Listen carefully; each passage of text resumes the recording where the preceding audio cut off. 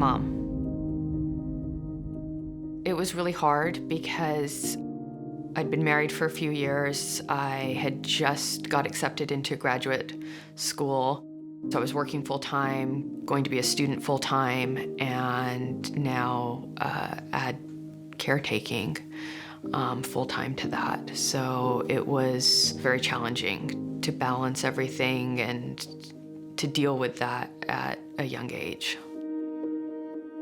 Since we knew that this was stage 4, that she wasn't going to survive from this, everything that I did, I weighed it against, am I going to regret this later? So if I don't go over to my mom's house tonight and have dinner with her, is this something I'll regret? You don't realize how much of a strain that is at the time.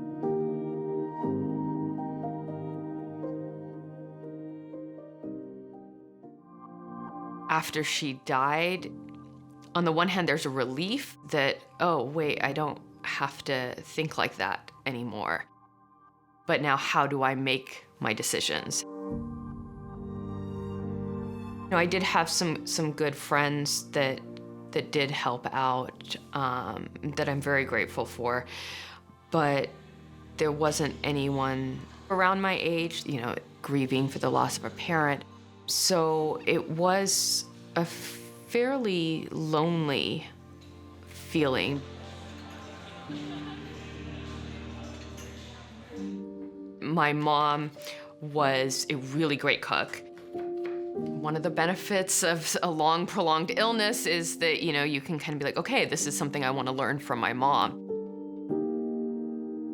I felt like there were a lot of conversations that we had around food. The other thing was that there is a Middle Eastern grocery store near her house. I rarely went to that store. She would always go, and she would always ask if I wanted anything, and she would pick it up for me. And so the first time I had to go and do that without her around was really emotional. And I had kind of gone through the aisles and I'd sort of picked up other stuff and I was slowly feeling emotional, but it was kind of when I went to the butcher section that I just lost it, and I just left the whole cart there and just had to leave the store. In the sort of first couple years of my grief, I didn't see a whole lot of changes. And I think that was one of the things that causes stress, because people say, oh, okay, you should be over it. After so much time, then it lessens.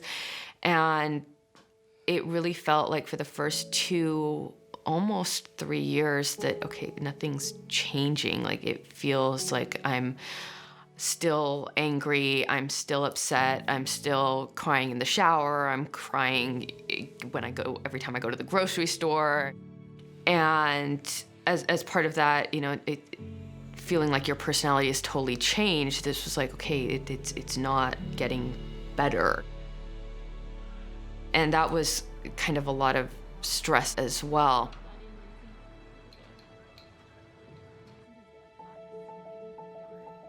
I think after about 3 years, I felt like, okay, I need to change things up and do things differently, and to at least try things. And some of the things didn't work, some of the things did work. And now I'm at the place where I'm like, okay, well, this works for me right now, and I'm guessing that that'll continually change. And that was kind of hard because I felt like, okay, I have to have a specific tradition that I do every single year on each of these dates. Like, this is what I do on her birthday. This is what I do on the anniversary of her death. And then the next year would come and I'd be like, I don't feel like doing that. And then it was stressful because I was like, but this is what I'm supposed to do. Like, this is what I said I was going to do last year, so I should be doing it again.